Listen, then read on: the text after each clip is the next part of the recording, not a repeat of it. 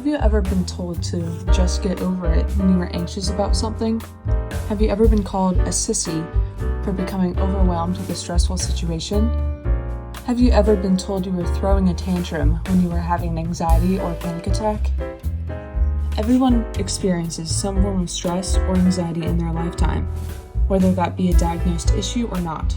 It's a natural response from the human body, so why do we treat it with so much stigma? People struggling with anxious feelings sometimes aren't taken seriously, and even told the emotions that they're feeling are stupid, ridiculous, or don't matter. Being told harmful responses can even increase anxiety, as a person will be less likely to share with a friend or a loved one how they feel, bottling up their emotions and making them more severe over time. Reducing the stigma around stress and anxiety is important for the well-being of everyone.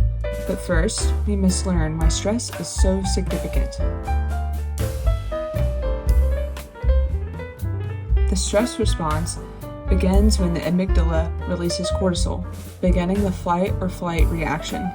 The amygdala also communicates with the hypothalamus, and the adrenal gland secretes epinephrine, better known as adrenaline. These chemicals cause the pulse and blood pressure to rise and for muscles to constrict. While this process is perfectly natural and was essential for our ancestors to survive, chronic stress causes chronic activation of the fight or flight reaction, which has negative implications on our physical health.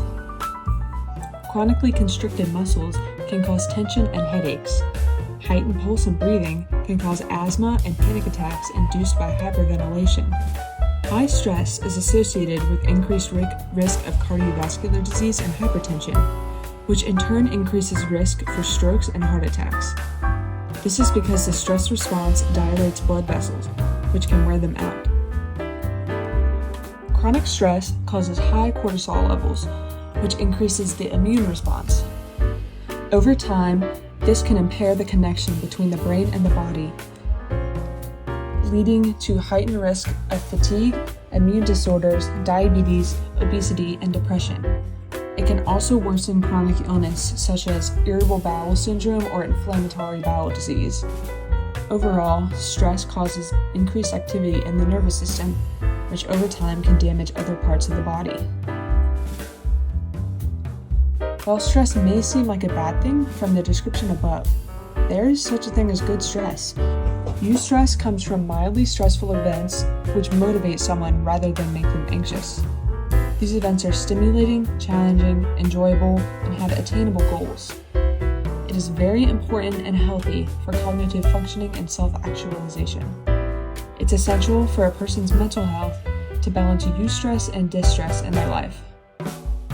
Increasing distress in a person's life can attribute anxious and maladaptive feelings and behaviors to a previously eustressful experience. For example, a student who loves to learn and finds school to be positively challenging may experience distress if they have increased expectations from teachers and parents about their school work with low social support. Everyone experiences stress and anxiety at some point in their lives, some more than others and some with diagnosed anxiety disorders. As a society, why do we treat something so common with such a negative and harmful stigma? When someone is feeling anxious, they may receive a harmful response, being told that they should get over it or that what they are experiencing doesn't matter. Anxiety disorders are the most common mental disorders in the U.S., with over 31% of adults having experienced one at some point in their lives. We should treat mental illness or distress with the same gravity that we treat injuries and chronic disease. Would you tell someone to just suck it up if they had a sprained ankle? How about a torn ACL? Would you tell someone they are overreacting if they had a chronic illness such as type 1 diabetes or EDS? I hope not.